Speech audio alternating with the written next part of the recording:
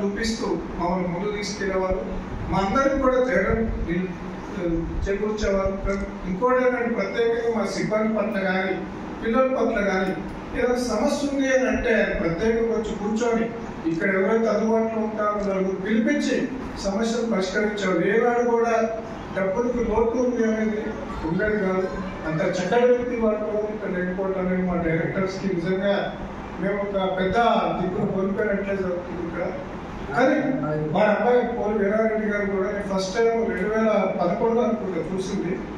అప్పుడు మేము FRC కోర్సెస్కి apply చేసినప్పుడు మేము వారిని కలవడం జరిగింది గుంటూరులో.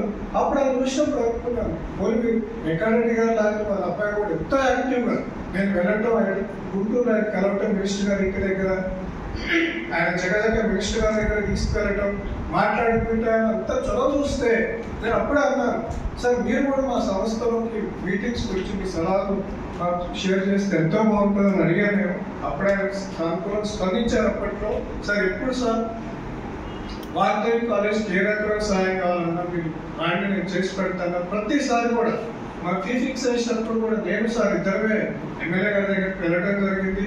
అప్పుడు పోలెంకరెడ్డి గారు చేసినప్పుడు ఆయన ఎందుకో పర్వే నష్టం వెళ్తుంటే ఫోన్ చేశాను, సార్ మరి కొంచెం పార్టీ తరపున ఇట్లా మనం మాట చెప్పించాల్సి ఉంటుందంటే వెంటనే ఆయన అక్కడికి నష్టం వెళ్ళి ఆయన దగ్గర కూర్చొని మినిస్టర్ ఎమ్మెల్యే గారి దగ్గర ఫోన్ చేయించడమే కాదు, మళ్ళీ మనం తీసుకొని మళ్ళీ గుంటూరు ఆఫీస్కి ఇద్దరు